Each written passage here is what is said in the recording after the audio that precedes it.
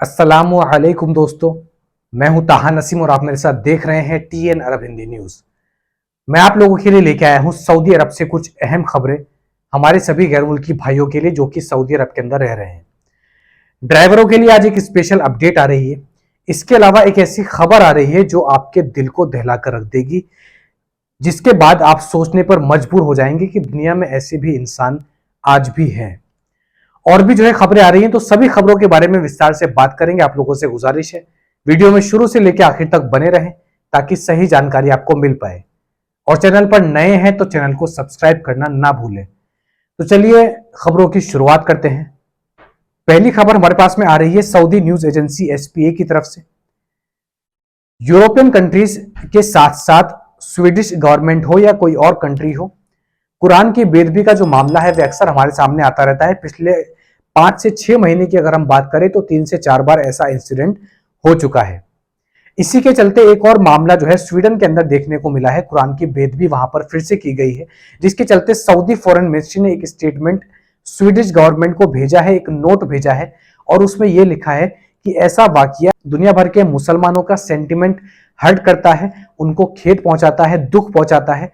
और इस तरीके के जो एक्सट्रीमिस्ट लोग हैं आपकी देश में, उनके खिलाफ सख्त से सख्त कार्रवाई होनी चाहिए, क्योंकि ऐसा कोई भी वाकया हो वह सिर्फ और सिर्फ नफरत और भेदभाव को बढ़ावा देता है। और किसी भी समुदाय के खिलाफ इस तरीके की नफरत करना यह कोई अच्छा संकेत नहीं है इंसानियत के खिलाफ। तो स्वीडिश गवर्नमेंट को सऊदी फॉरेन मिनिस्ट्री की तरफ से नोटिस भेजा गया है कुरान वाले इंसिडेंट के बाद में। अगली जानकारी हमारे पास में आ रही है सबक न्यूज की तरफ से। 1 अक्टूबर से जो नॉन इंश्योरेंस वाली गाड़ी थी उनका चालान होना शुरू हो जाएगा सऊदी अरब के अंदर। इसके बारे में मैंने आपको जानकारी दी थी। उसी के चलते सऊदी ट्रैफिक डिपार्टमेंट की तरफ से कुछ और जो है जानकारी आई है। ये सभी ड्राइवरों के लिए अहम है जो कि सऊदी अरब के अंदर ड्राइवरी का काम करते हैं या फिर खुद कोई गाड़ी ओन करते हैं, किसी गाड़ी के मालिक है।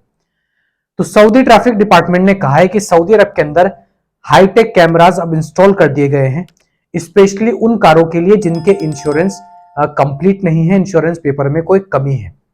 ऐसी गाड़ियों के खिलाफ उनके नंबर से ही सारी इंफॉर्मेशन जो है सऊदी ट्रैफिक डिपार्टमेंट का जो कंट्रोल रूम है वहां पर बैठे ऑफिसर्स के पास पहुंच जाएगी और गाड़ी का जो ओनर होगा उसके मोबाइल पर टेक्स्ट आ जाएगा चालान, जैसे कि बाकी चालान के एसएमएस हमारे मोबाइल पर आते हैं। वैसे ही नॉन इंश्योरेंस वाली गाड़ी का टेक्स्ट मैसेज भेजा जाएगा। और इसमें ऐसा नहीं है कि एक बार आपका चालान हो गया, आपकी गाड़ी का इंश्योरेंस नहीं है तो उसके बाद फिर ये नहीं होगा। जब तक आप वो चालान नहीं भरते और जो जुर्माना लगाया जाएगा 150 से 100 रियाल तक का, वह नहीं भरते, तब तक हर 15 दिन में ये चालान आपके मोबाइल पर एसएमएस बार बार आता रहेगा और आपकी गाड़ी के अगेंस्ट जो है बार बार ये चालान लगता रहेगा, जिसके बाद में आपका जो चालान का रेट है वह बढ़ता जाएगा। इसके अलावा सऊदी ट्रैफिक डिपार्टमेंट ने यह भी कहा है कि जिन गाड़ियों के इंश्योरेंस नहीं है उन लोगों को बिना बातचीत किए जो है सऊदी अरब के अंदर गिरफ्तार कर लिया जाएगा। तो ये एक बहुत बड़ा वायलेशन सऊदी अरब के अंदर माना जाएगा जो कि सऊदी ट्रैफिक डिपार्टमेंट की तरफ से जारी किया गया है। 1 अक्टूबर की डेडलाइन जो है सऊदी ट्रैफिक डिपार्टमेंट ने लगभग 1 महीने पहले दे दी थी, जिसके बारे में मैंने आपको जानकारी भी दी थी। और इस खबर के बाद बहुत लोगों ने जिन गाड़ियों के इंश्योरेंस नहीं थे उन्होंने अपनी गाड़ियों के इंश्योरेंस करवा लिए होंगे, उम्मीद करता हूं। तो अब गाड़ियों के इंश्योरेंस करवाना बेहद जरूरी है, नहीं तो हर 15 दिन में आपके पास चालान आएगा और इसके अलावा आपको गिरफ्तार करके पुलिस स्टेशन भी ले जाया जा सकता है सऊदी ट्रैफिक पुलिस डिपार्टमेंट की तरफ से। अगली जानकारी हमारे पास में आ रही है सिविल डिफेंस के डायरेक्टर की तरफ से। उन्होंने ट्विटर पे एक ट्वीट करते हुए जानकारी दी है कि रियाद के अंदर अल आलिया नाम की एक रेसिडेंशियल बिल्डिंग में काफी भयंकर आग लगी, जिस आग की चपेट में 4 से 5 गाड़ियां आ गई और वह जलकर खाक हो गई। हालांकि डायरेक्टर की तरफ से जानकारी आई है, उन्होंने कहा है कि इस पूरे हादसे में किसी भी शख्स की मौत नहीं हुई है और कोई भी गंभीर रूप से घायल भी नहीं हुआ है। समय पर सिविल डिफेंस की टीम ने पहुंचकर मोर्चा संभाला और जो वहां पर आग लगी थी उसको अपने काबू में ले लिया और किसी भी तरीके की इंजरी किसी भी शख्स को नहीं आई है।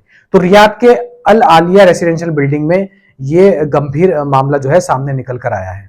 अगली जानकारी हमारे पास में आ रही है अल अरेबिया.नेट की तरफ से।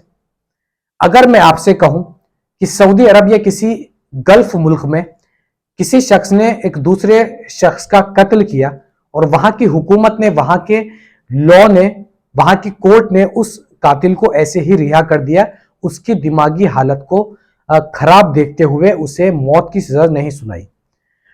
तो इस कोर्ट के डिसीजन पर शायद ही कोई बिलीव करेगा, लेकिन ऐसा हुआ है। तो मामला है इस साल के 26 अप्रैल को एक कत्ल का। एक इजिप्शियन वुमेन जिसकी उम्र लगभग 37 साल बताई जा रही है, उनका नाम हना मोहम्मद सना था। उन्होंने अपनी ही बेटी को मारा, उनके पीस किए और उनके बॉडी के पार्ट्स को पकाकर खा गई। आप बिल्कुल ठीक सुन रहे हैं, अपनी ही बच्ची को मारकर उसका कत्ल कर कर उसकी बॉडी को पकाकर उसे खा लिया। जिसके बाद पूरा मामला जो है कोर्ट में चल रहा था और आज जो है कोर्ट का फैसला आया है। ये मामला मस्र से सामने आ रहा है। तो मसरी जो हुकूमत है, वहां की जो कोर्ट ने जो डिसीजन सुनाया है वह ये सुनाया है कि इस वुमेन की, इस औरत की जो दिमागी हालत थी वह ठीक नहीं है। मेडिकल जांच होने के बाद में ये साबित हो गया। तो वहां की कोर्ट ने इस औरत को एक साइकेट्रिस्ट इंस्टीट्यूशन में रेफर कर दिया है और इसे मौत की सजा नहीं सुनाई है। बताया है कि इस औरत की दिमागी हालत ठीक नहीं है, तो इस वजह से इसको हम मौत की सजा नहीं दे सकते और उनको साइकेट्रिस्ट इंस्टीट्यूशन में भेज दिया गया है इलाज के लिए। जब इस पूरे मामले की जांच हुई तो इस औरत की जो मेडिकल एग्जामिनेशंस हुए उसमें यह साबित हुआ कि ये औरत दिमागी हालत से ठीक नहीं थी और इसको एक इल्यूजन था कि मेरा जो हस्बैंड है, जिससे इसका डाइवोर्स हो चुका था, वह इसको इसके बच्चे से अलग कर देगा। इस वजह से उसने उसको मारकर खा लिया। एक और इल्यूजन जो है इस औरत के दिमाग में रहता था, वह यह था कि इस औरत का जो परिवार था वह इसको और इसके बच्चों को जहर देकर मार देंगे। इस तरीके की जो है जानकारी इस औरत ने पुलिस को दी थी। तो इन सारे पॉइंट्स को नजर में रखते हुए कोर्ट ने यह डिसीजन लिया कि इस औरत को मेडिकल ट्रांसफर कर देना चाहिए इलाज के लिए।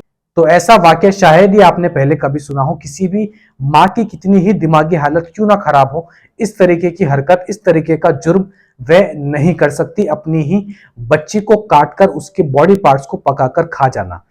इस पूरी खबर के ऊपर आपकी क्या राय है वह आप हमें कमेंट बॉक्स में लिखकर जरूर बताएं। और क्या ये डिसीजन जो कोर्ट ने लिया है ये सही है या नहीं है, इसके बारे में भी आप अपनी राय जरूर रखें। तो ये थी आज की कुछ खास और जरूरी खबरें सऊदी अरब से जुड़ी हुई। ऐसी ही खबरें मैं आप लोगों तक डेली पहुंचाता हूं। इसके अलावा सऊदी अरब के अंदर कोई भी नया कानून आता है या फिर पुराने कानून में कोई बदलाव होता है, उसकी अपडेट सबसे पहले मैं आप तक पहुंचाता हूं। तो हमसे जुड़े रहने के लिए हमारे चैनल को सब्सक्राइब करना ना भूलें और वीडियो पसंद आई हो तो वीडियो को लाइक भी कर दें। मैं ताहा नसीम अब आपसे इजाजत चाहता हूं। इंशाल्लाह कल आपसे फिर मुलाकात होगी मजीद खबरों के साथ। तब तक अपना ख्याल रखें।